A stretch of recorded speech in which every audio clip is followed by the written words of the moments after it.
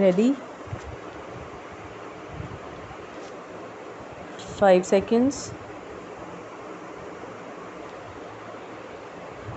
Start. Foreign policy cannot be divorced from a country's internal policy. Any country, any government, any political party must decide what it believes, conviction or belief. What is our foreign policy? Some people take the word non alignment and think that it is the whole of our foreign policy. In a way, it is not the word non alignment, but what non alignment stands for, namely, that we believe in independently judging all issues. We do not wish to be tied to any group or to any country. We are today nearer to 21st century than we are to the 19th. But unfortunately, we find that over large portions of the world, thinking is still very much in the 19th century. The world has changed. We helped to change it because of India's freedom movement, because of India becoming free and other countries in Asia and Europe becoming free.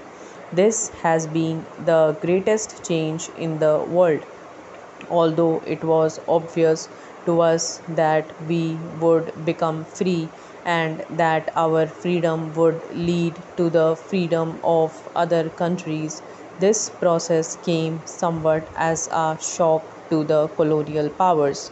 For some time, they seemed to be stunned by that shock, but it has not taken long for them to recover.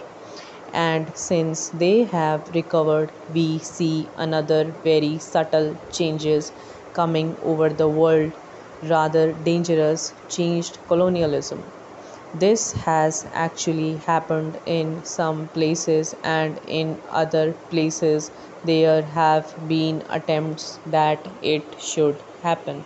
Therefore, the difficulties before the developing countries are still very great, and we can face them not merely by idealism, not merely by sentimentalism, but by very clear thinking and hard headed analysis of the situation.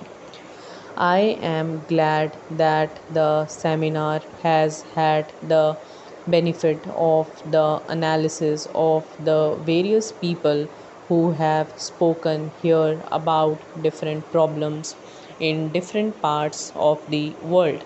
I am told there were certain criticisms.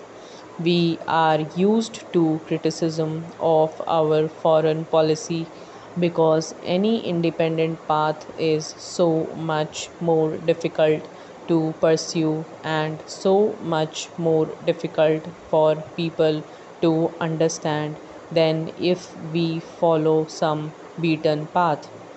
There are those who say that non alignment has not served our purpose or it has not been a success.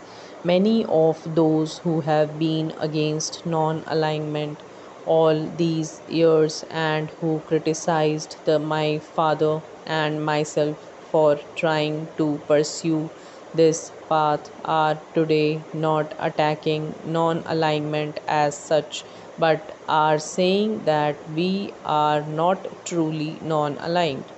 The great attack today, the greatest weapon which was used against foreign policy, is to say that in effect we are following the Soviet line.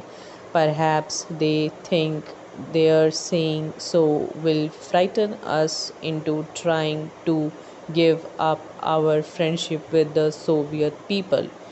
Perhaps they merely think that they will be able to blow up the image of independence which we have amongst our own people and amongst the world.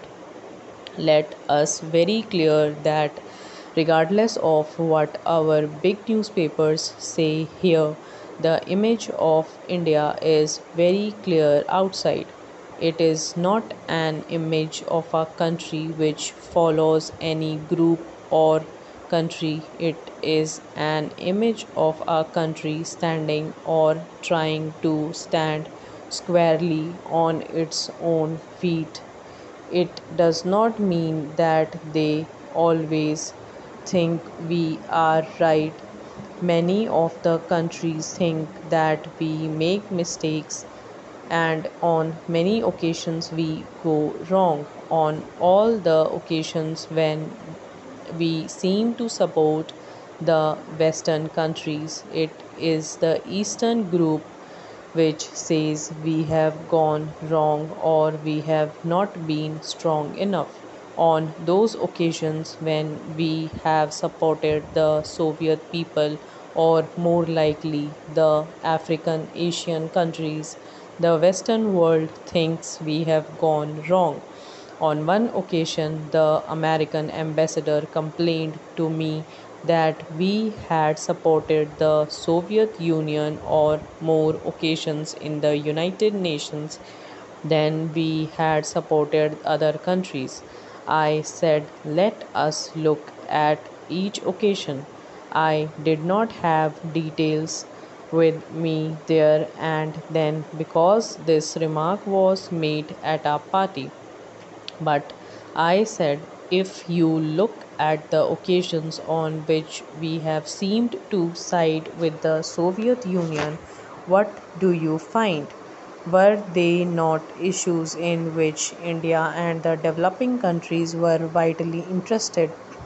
And if this was so, would it not be more true to say that the Soviet Union has supported the stand taken by the developing countries, by the African and Asian countries, and not that we had gone out of our way to support the Soviet Union?